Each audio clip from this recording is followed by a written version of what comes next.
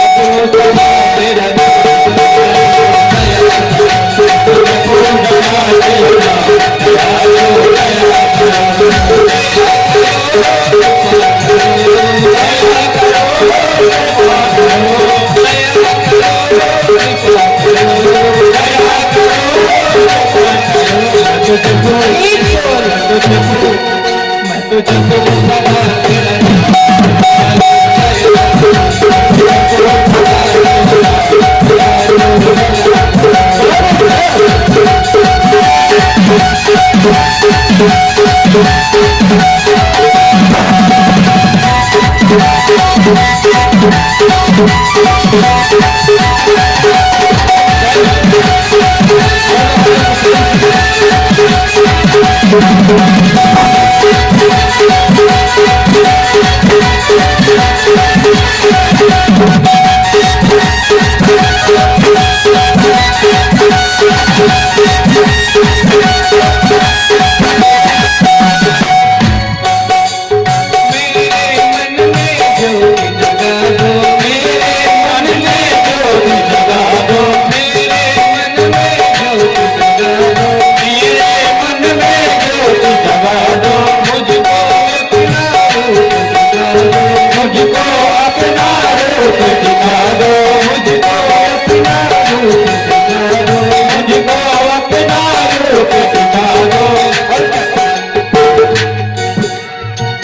जागो निज धाम, दयालु जागो निज धाम, दयालु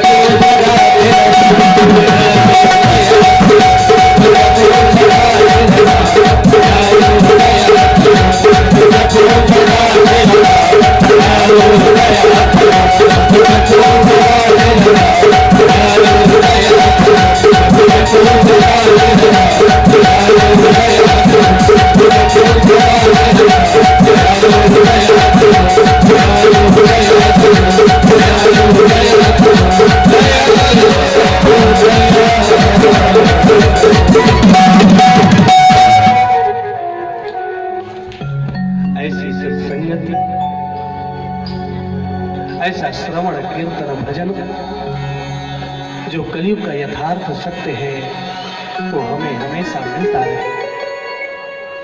पृथु महाराज के ही वंश में अंतर्ध्यान हविर्धान और उन्हीं के वंश में एक राजा हुए प्राचीन बरही। बड़े ध्यान से सुनिएगा। प्राचीन बरही ऐसे राजा हैं जिन्होंने यज्ञ करते करते पूरी पृथ्वी को कुशा से पाट दिया। हाँ? इतने यज्ञ किए कि उन यज्ञों की कोई गिनती नहीं कर सकता। सोनकाद ऋषि कहते हैं महाराज तब तो उनको परम गति प्राप्त हुई होगी। बोले बिल्कुल नहीं। हाँ? क्योंकि जितना ज्यादा वो पुण्य करते थे ना उससे ज्यादा वो पाप करते थे। जिस समय प्राचीन वर यज्ञ कर रहे थे ना, प्राचीन वरी बहुत प्रसन्न हो रहे हैं। लेकिन नारद जी महाराज आए। प्राचीन वरी कहते हैं स्वर्ग में देवता मेरा जो है बिल्कुल स्वागत के लिए खड़े होंगे। बोले बिल्कुल नहीं, तुम्हारे स्वागत के लिए ऊपर देखो कौन देख रहा है। और प्राचीन वरी ने ऊपर देखा तो कहते हैं बकरे घोड़े जितने जीव हैं सब अपने मुंह फैलाए उनकी तरफ खड़े हैं कि कब हम इनको खाएं। क्यों? प्राचीन वरी कहते हैं जो यज्ञ करते थे उस यज्ञ में वो पाप भी करते थे। क्या करते थे? जानवरों की बलि देते थे। हाँ? ये बलि प्रथा भी कहीं की बहुत ज्यादा थी। बकरे की बलि देना, जीव जंतुओं की बकरी देना, बलि देना, हर यज्ञ पर वो बलि देते थे। और उस बलि के कारण, जीव हत्या के कारण जितना ज्यादा पुण्य नहीं होता था उससे ज्यादा उनको पाप होता। नारद जी महाराज ने कहा ये यज्ञ आपका सफल नहीं हुआ। बोले मैं बिल्कुल गलत नहीं। अरे वेद में लिखा है कि पशून आलभेद। देखिए ये जो वेद की भाषा है ना, वेद की भाषा बहुत कठिन है। पशून आलभेद, आलभेद के दो अर्थ होते हैं। आलभेद का अर्थ होता है काटना और आलभेद का अर्थ होता है स्पर्श करना। यहां पर यज्ञ के समय जो पशून आलभेद लिखा है ना, उसका आलभेद का अर्थ काटना नहीं है, उस आलभेद का अर्थ स्पर्श करना। जब हम यज्ञ करें, यज्ञ के बाद बकरा क्या अहंकार का स्वरूप माना जाता है। यानी हम बकरे को स्पर्श करें कि हम आज के बाद अब कभी भी अहंकार नहीं करेंगे। हाँ? उस आलभेद का अर्थ होता है स्पर्श करना। और अगर स्पर्श की जगह काटना लगा लेंगे तो अधर्म हो गया। लड़का लड़की का जब विवाह होता है तो उसमें एक शब्द आता है ततः बरह कन्यायाम हृदयम आलभेद। लड़का कन्या को स्पर्श करे, आलभेद का अर्थ स्पर्श करे। अब अगर वो आलभेद का अर्थ काटना लगाते तो विवाह किससे करेगा? तो केवल शब्द का फर्क है, अर्थ का। शब्द वही, अनेक अर्थ। आप आयुर्वेद शास्त्र लेंगे, आयुर्वेद शास्त्र में एक शब्द आता है कुमारिका मासम आने। जानते हैं? एक ग्वार पाठा होता है, उसको संस्कृत में कुमारिका शब्द बोला गया है। मासम यानी उसका छिलका निकाल करके बीच का जो भाग है उसको लेकर के, वो औषधि है। इसका अर्थ ये नहीं है कि कुमारी लड़की का मांस लाओ, कुमार्या सौ, इसका अर्थ नहीं कि कुमारी का सौ, ये औषधि का नाम है। और इन अर्थों के फर्क के कारण हम जब अर्थ का अनर्थ लगाते हैं तो वहां पर अधर्म हो जाता है। जब हम किसी जीव को जीवन दान नहीं दे सकते तो हम किसी जीव को मार क्यों सकते हैं? आज प्राचीन वेदी को ज्ञान हुआ और उस समय से कहते हैं पृथु महाराज के वंश में, प्राचीन बलि महाराज के वंश में ये जो बलि की जो प्रथा थी वो बंद हुई। हाँ? आज भी जो राक्षस प्रवृत्ति के हैं ना, वो बलि को अपनाते हैं। ये केवल राक्षसी प्रवृत्ति है। उन्हीं के वंश की बढ़ोतरी हुई, आगे अग्निध्र महाराज नाभि, और उन्हीं के वंश में भगवान के अवतार ऋषभ देव जी महाराज हुए। ऋषभ देव जी महाराज भगवान के अवतार हैं, अनेक पुत्र, और उन्हीं पुत्रों में एक उनके पुत्र हैं जिनका नाम है भरत जी महाराज। ऋषभ देव जी महाराज एक बार अपने सभी पुत्रों को अपने पास बिठा करके प्रश्न किया, आपकी दिनचर्या क्या है? आप लोग भी कभी विचार कीजिएगा कि हमारी दिनचर्या क्या है। सुबह जगना, नित्य कर्म करना, भोजन करना, व्यापार करना, घर आना, फिर से खाना, सो जाना, यही कार्य है। सभी जितने पुत्र हैं सबने अपनी दिनचर्या बताई। नायं देहो देह भाजा मृलोके। आज ऋषभ देव जी महाराज उनको उपदेश देते हैं कि ये तुम्हें जो शरीर मिला है ना, ये शरीर इसलिए नहीं मिला कि तुम, मुंह मिला है तो भोजन कर लो, पैर मिले हैं तो कहीं घूम करके आ जाओ, हाथ मिले हैं तो किसी से झगड़ा कर लो, मुंह मिला है किसी को अपशब्द बोलो, ये इसलिए नहीं मिला है। इस शरीर का जो कर्म के साथ, गृहस्थ धर्म के साथ साथ जो इसके वास्तविक कर्म है, उन कर्मों को भी हमें करना चाहिए। अगर हमने कभी इन हाथों से भगवान को प्रणाम नहीं किया, इन हाथों से किसी ब्राह्मण को प्रणाम नहीं किया, संतों को प्रणाम नहीं किया, तो इन हाथों का कोई मतलब नहीं है। इन पैरों से चल करके हम किसी तीर्थ यात्रा पर नहीं गए, किसी मंदिर में नहीं गए, तो इन पैरों का कोई मतलब नहीं है। इस मुख से हमने कभी भगवान का नाम नहीं लिया, तो इस मुख का कोई मतलब नहीं है। इन आंखों से हमने भगवान का दर्शन नहीं किया, तो इन आंखों का कोई मतलब नहीं है। इन कानों से हमने भगवान की कथा नहीं सुनी, तो ये कान बिल्कुल सार्थक नहीं है। ये जितने अंग मिले हैं ना, हर अंग से हम भगवान की भक्ति कर सकते हैं। नवधा भक्ति कही गई है, उसमें 9 प्रकार के अंग भी आ जाते हैं। जब हम कीर्तन करते हैं ना, तो कीर्तन करने के साथ हमें मुख से जो है कीर्तन बोलना भी चाहिए, मुख का कार्य, हाथों से ताली बजानी चाहिए, और अंतर मन से भगवान का स्मरण करना चाहिए। हाँ? आज ऋषभ देव जी महाराज उपदेश दे रहे हैं। उपदेश देते देते आज उनके सभी पुत्र संत हो गए। एक बात और बता दूं, उस समय माता पिता के उपदेश से संतान संत हो गई। उस समय ये डर नहीं था कि मेरे बेटे संत हो जाएंगे। उस समय डर था कि कहीं मेरा बेटा चोर न निकले, डाकू न निकले, जेब कतरा न निकले, दुष्ट न निकले, अच्छे संस्कार रहे। लेकिन आज उल्टा है। अगर कोई छोटा सा कोई बच्चा ज्यादा पूजा पाठ करने लगे ना, डरने लगते हैं कहीं बाबा जी ना हो जाए। हाँ? चोर का डर नहीं है, डाकू का डर नहीं है, लेकिन बाबा जी होने का डर है।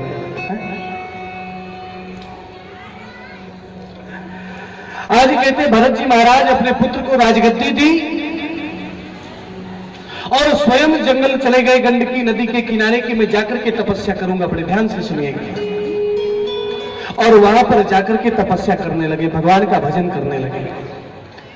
भजन करते करते मन में ये भाव हो गया कि अब तो ना तो राज्य से किसी भी प्रकार का मतलब रहेगा, न परिवार से किसी प्रकार का मतलब रहेगा, केवल ये मन जो है भगवान के प्रति लगेगा। भजन करते करते उस नदी के किनारे बैठे भजन कर रहे थे कि उसी समय कहते हैं एक हिरनी जो है उस गंडकी नदी में पानी पीने के लिए आई। और जैसे ही पानी पीने लगी कि पीछे से शेर की दहाड़ने की आवाज आई।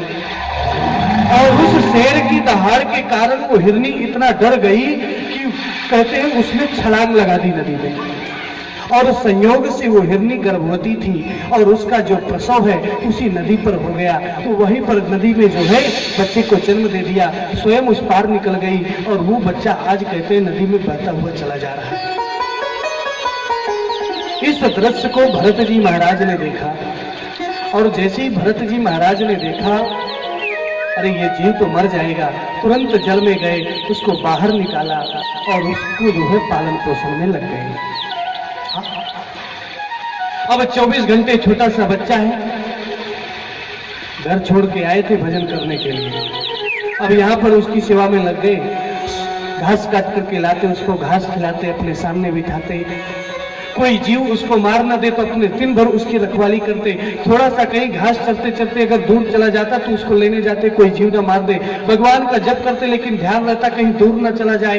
यानी जहाँ आए थे भगवान का भजन करने, आए थे हरि भजन को, ओटन लगे कपास, हिरन की सेवा में लग गए। नाती पोते बच्चों की सेवा छोड़ करके हिरन की सेवा में लग गए। अरे आपका कार्य था उसको बचाना और इसके बाद उसको जंगल में छोड़ देना, अपने आप प्रतिपाल हो जाता है। लेकिन इतनी माया लग गई कि वो बड़ा भी हो गया तो भी उसके प्रति आसक्ति हो गई। और संयोग से एक दिन वो चलते चलते दूर चला गया और उसके बाद वापस नहीं आया। भरत जी महाराज के अंदर ये डर बैठ गया कि कहीं उसको कुछ हो तो नहीं है। यानी जो एक बेटे के प्रति जो पिता की ममता होती है, भरत जी महाराज के अंदर जो ममता है हिरन के प्रति आ गई। बेटा कहीं दूर चला जाए, फोन से बात ना करे, घर ना आए तो कई प्रकार के ख्याल आएंगे पिता के मन में। आज वही स्थिति भरत जी महाराज की हो गई और भरत जी महाराज वृद्ध हुए और यही सोचते सोचते उनकी मृत्यु हो गई। और एक बात और बताते हैं, जो सोच करके आप मरेंगे, यानी जिससे आपका सबसे ज्यादा प्रेम रहेगा, दूसरा जन्म वही मिलता है।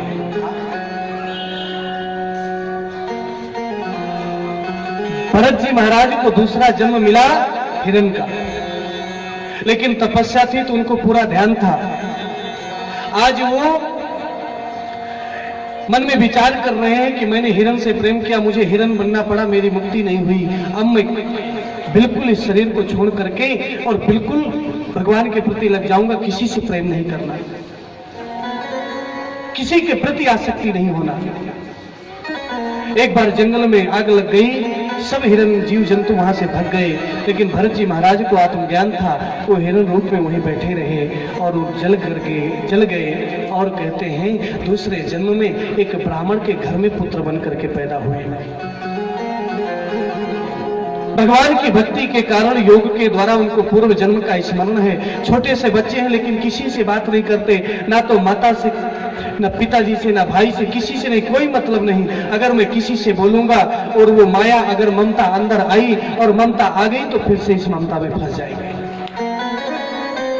जैसे ही बड़े हुए सभी भाई तो इस संसार की माया में है। भरत जी महाराज तो बिल्कुल माया में नहीं है, जो बोल देते वो करने लगते, जो नहीं बोलते नहीं करते, खाने को देते तो खाते, नहीं देते तो नहीं खाते। भाइयों ने एक काम किया, उनको जो है खेतों में छोड़ दिया कि जाओ खेतों की रखवाली करो। भरत जी महाराज वहीं लेटे रहते।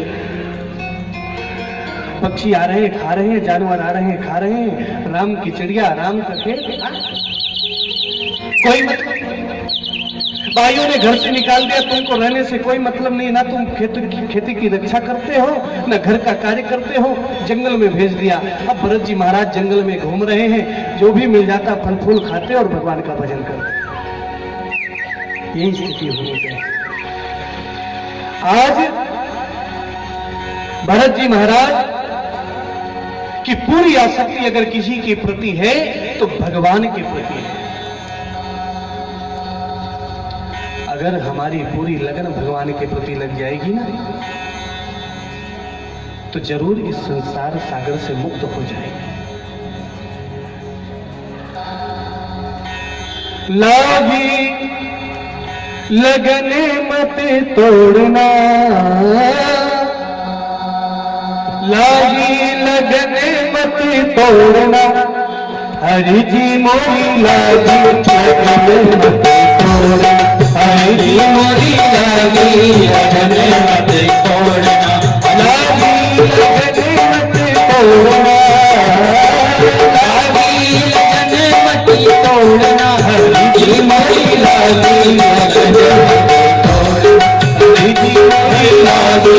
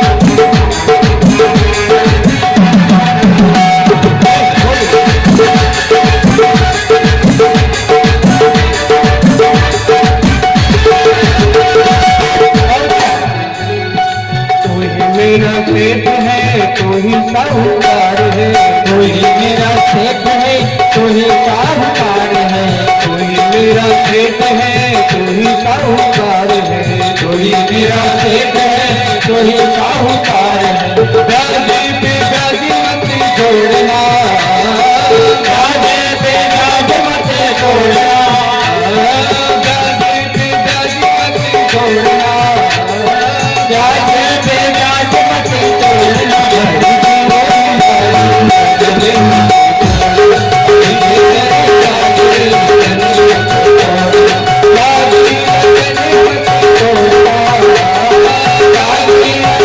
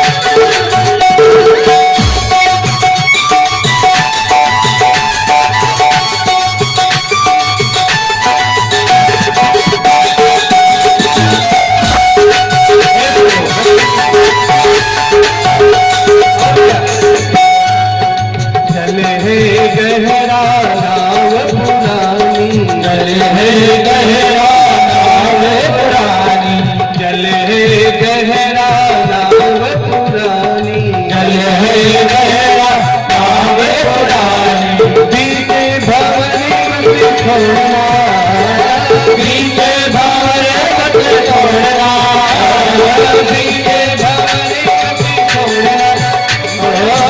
बीते भंवरे मत छोड़ना।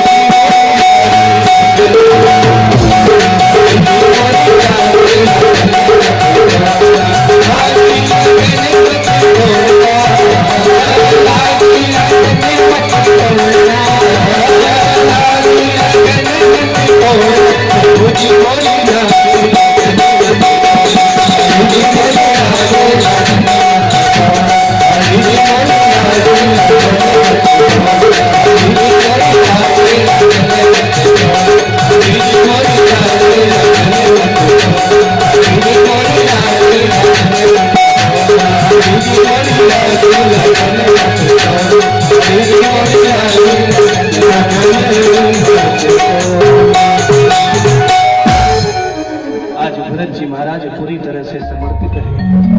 अब मेरे अंदर जो आपके प्रति भक्ति है, इसको छोड़ करके कहीं दूसरी जगह मत लगाए। आपके चरणों में लगी रहे और मेरा उद्धार हो जाए, बस यही प्रार्थना है आपसे, बस यही चाहते हैं। अब तो कहते हैं जंगल में भरत जी महाराज भगवान का भजन कर रहे हैं, किसी के प्रति कोई आसक्ति नहीं, चाहे जीव आ जाए, कोई जीव जन्म ले या मरे, कोई किसी से कोई मतलब नहीं। उसी समय कहते हैं एक राजा रहुगण सत्संगत के लिए, सत्संग के लिए पालकी में बैठ करके एक मुनि के आश्रम में जा रहे हैं कि उसी समय रास्ते में अचानक पालकी को ढोने वाले जो 4 लोग होते हैं ना, एक व्यक्ति की तबीयत खराब हो गई, तो बाकी लोगों को कहा कि चौथे व्यक्ति को कहीं से लाओ, और वो ढूंढते ढूंढते कहते हैं भरत जी को देखा और भरत जी को ही लेके चले गए। अब भरत जी महाराज को पालकी पकड़ा दी, अब वो पालकी लेकर के जाने लगे, और जैसे ही पालकी को लेकर के चलने लगे, अब तो भरत जी महाराज भगवान के प्रति उनकी श्रद्धा है, कुछ भी करा दो वो कर लेंगे, लेकिन उनका मन भगवान के प्रति ही लगा रहेगा। अब वो पालकी लेकर के चलते हैं ना, तो उनका ध्यान है कहीं मेरे पैरों के नीचे कोई जीव न मर जाए, कोई चींटी न मर जाए। अब जैसे ही कोई चींटी आती वो तुरंत छलांग लगा देते, और जैसे ही छलांग लगाते, तो आप ना देखे हो तो हम बता देते, पालकी के ऊपर एक बांस होता है, उसके बीच में राजा बैठे, जैसे भरत जी छलांग लगाते तो पालकी भी उछलती और राजा भी उछलते, और ऊपर का बांस राजा जी के सर में टकराता। जैसी चींटी आती फिर छलांग लगाते, फिर राजा के सर। राजा बार बार बोलता ये कौन कर रहा है? बाकी के लोग बोले ये जो नया व्यक्ति पकड़ के लाए हैं ना, यही है जो ये सब कर रहा है। ऊपर से ही जो है रहुगण उसको डांट रहे हैं। फिर से छलांग लगाई, फिर से टकराई। अब तो रहुगण को क्रोध आ गया और क्रोध में बोल पड़े, अरे इतने मोटे तगड़े हो, तुम्हें ठीक से चलना नहीं आता? जैसे ही ये शब्द कहा, भरत जी महाराज सुन लिए, फिर चल दिए। इसके बाद जैसे ही फिर छलांग लगाई, अब तो रहुगण को इतना क्रोध आया कि कहते ऊपर से ही एक पैर का प्रहार कर दिया भरत जी के ऊपर। भरत जी ने विचार किया, अगर इस व्यक्ति को मैं उपदेश नहीं देता, अगर मैं कुछ कहता नहीं, तो मेरे ज्ञान का कोई मतलब नहीं है। आज भरत जी महाराज पालकी ले लिए, रहुगण से एक ही शब्द बोले, कहाँ के लिए जा रहे हो? बोले सत्संग के लिए जा रहा हूं। सत्संग के लिए जा रहे हो और तुमको इस बात का ज्ञान नहीं है। अरे जिन शब्दों का तुम मुझे प्रयोग कर रहे हो ना कि इतने मोटे तगड़े होकर के जो है पालकी अच्छे से नहीं चला रहे हो, ना तो मैं मोटा हूं ना तो मैं पतला हूं। हाँ? ये जो आत्मा है ये आत्मा ना मोटी होती है, ना पतली होती है, ना बीमार होती है, न मरती है न जीती है। अरे मोटा होना, पतला होना, स्थौलम कार्सम व्याधय आधेश्च शुद्धित भयम कलिरिक्षा जराचा, ये तो इस शरीर का धर्म है। बीमार होना, अच्छा होना, वृद्ध होना, युवा होना, मरना, जन्म लेना, मोटा हो जाना, दुर्बल हो जाना, ये तो शरीर का धर्म है। और इस शरीर का इस आत्मा से कोई लेन देन नहीं है। आत्मा से और इस शरीर से कोई संबंध नहीं है। क्यों? क्योंकि ये उस शरीर उस तरह है जैसे हम एक घर में निवास करते हैं। जब ये शरीर वृद्ध हो जाता है, जर्जर हो जाता है, तो ये आत्मा इस शरीर को छोड़ करके एक नया शरीर धारण करती है।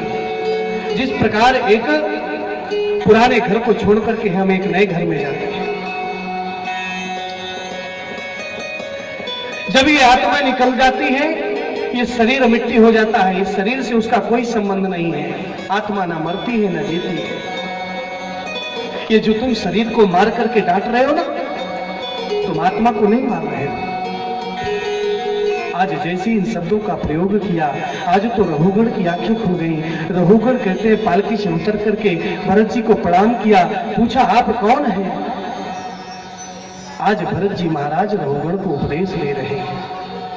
अहम पुरा भरतो नाम राजा विमुक्त दृष्ट श्रुत संग बंधा आराधनम भगवती हमानो मृगो भयम मृग संगात हठा। मैं पहले भरत नाम का राजा था। अज्ञानता से मृग से मोह हुआ और मृग बनना पड़ा। मृग के बाद पुनः योनि मिली और इस योनि में मेरा जो है इस संसार से कोई मतलब नहीं है। इस संसार के प्रति मेरी कोई आसक्ति नहीं है। यदि इस संसार को छोड़िए, इस शरीर के प्रति कोई आसक्ति नहीं है। इस शरीर को मार देगा लेकिन मेरी आत्मा को कोई नहीं मार सकता। इस शरीर को जीव काट सकते हैं, जीव खा सकते हैं, लेकिन आत्मा को नहीं खा सकते। आज परम उपदेश दिया रघुगण को, और आज रघुगण कहते हैं मानो भरत जी को ही गुरु बना लिया और भरत जी से ही सत्संग करके पुनः जंगल चले गए तपस्या करने के लिए। किसी ऋषि मुनि के आश्रम में नहीं गए सत्संग के लिए, क्योंकि उनको ज्ञान हो गया कर्मणा कर्म निरहारो नह्यातंत्रिक इष्यते, क्योंकि कर्म ही प्रधान है।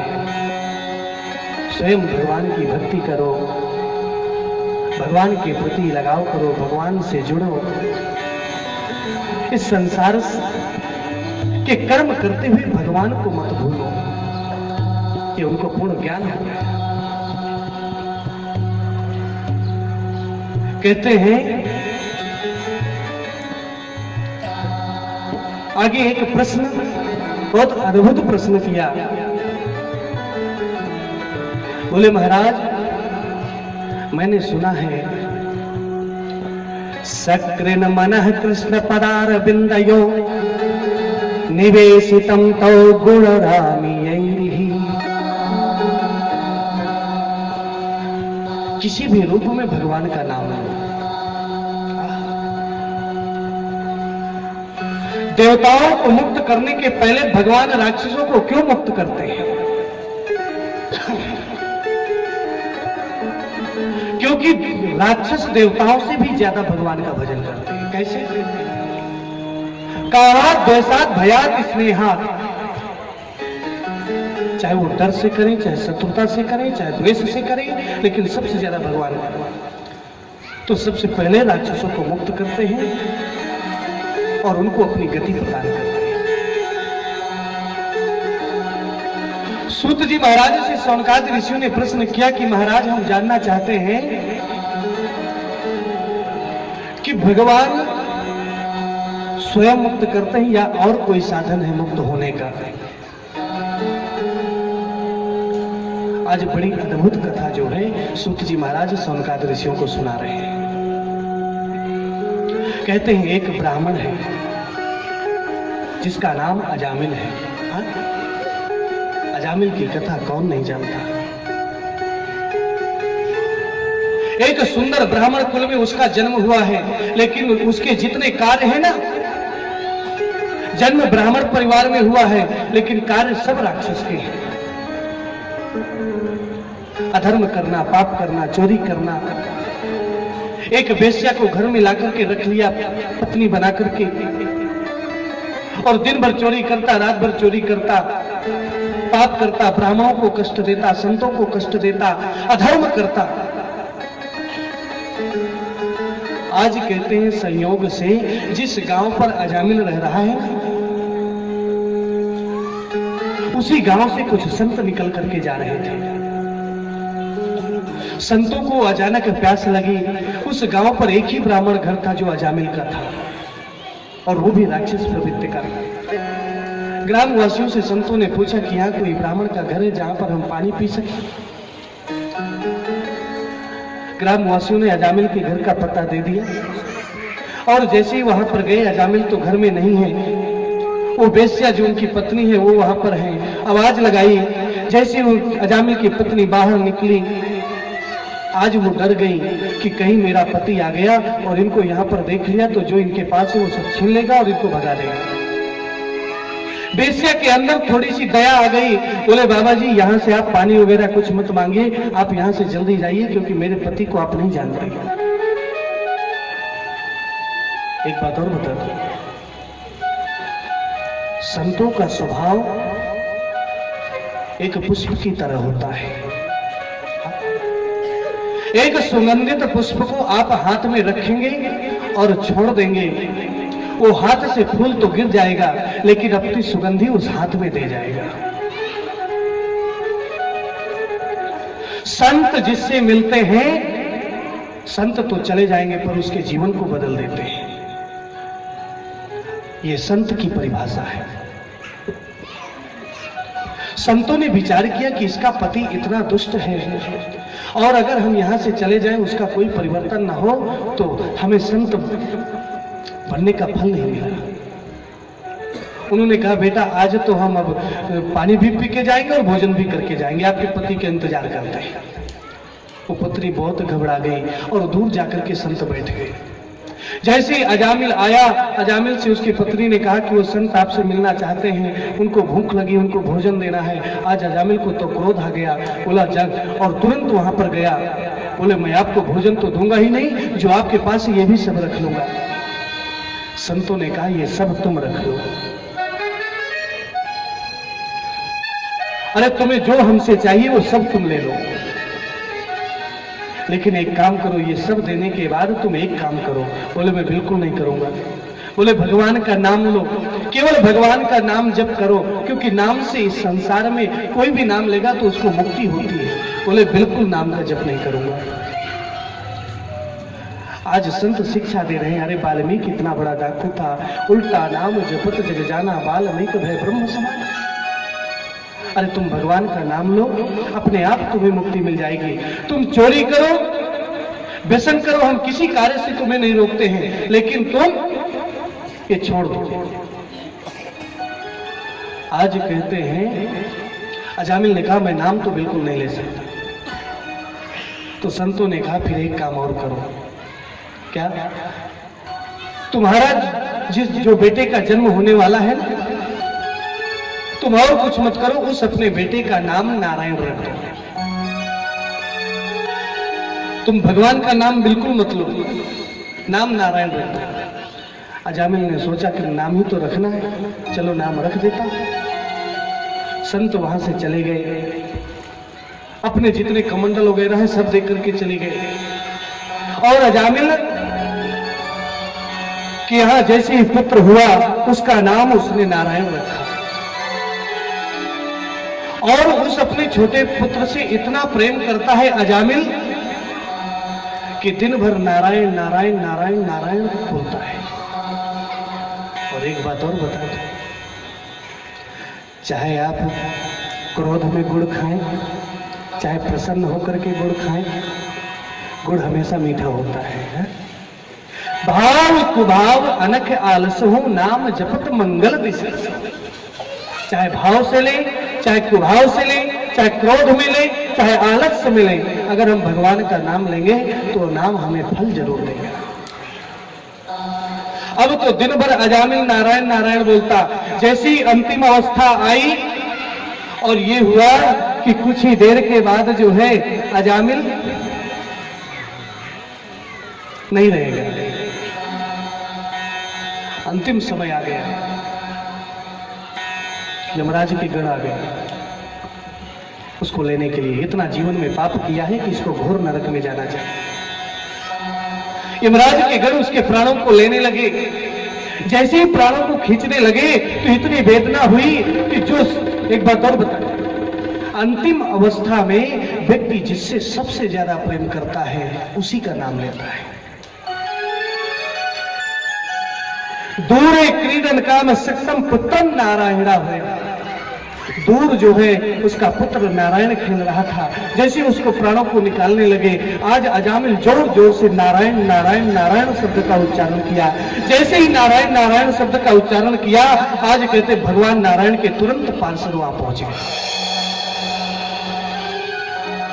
जो यमराज के दूत हैं उनसे कहा, बिल्कुल हाँ छोड़ो इसको। क्यों? इसने जीवन में इतने पाप किया है, इसको घोर नरक में जाना है। बोले नहीं, तुम्हें मालूम नहीं, जाकर नाम मरत मुख आवा,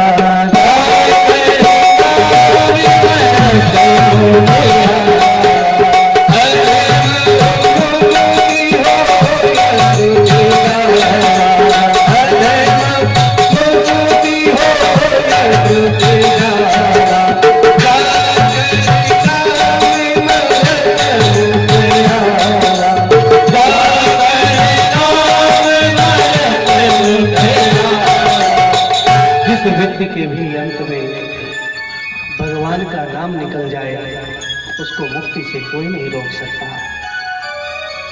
एक संत कहते हैं, बोले महाराज ये बताइए, जीवन भर पाप किया और अंत में भगवान का नाम ले लिया और उसको मोक्ष क्यों मिल जाएगा?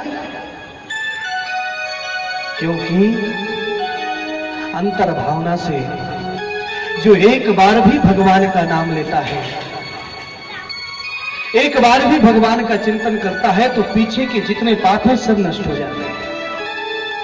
और अंत समय में अगर भगवान का नाम ले लिया, पीछे के सब पाप मिट गए और बाद में उसको पाप करना नहीं है क्योंकि उसको मर जाना है, तो उसको मुक्ति तो मिलेगी ही।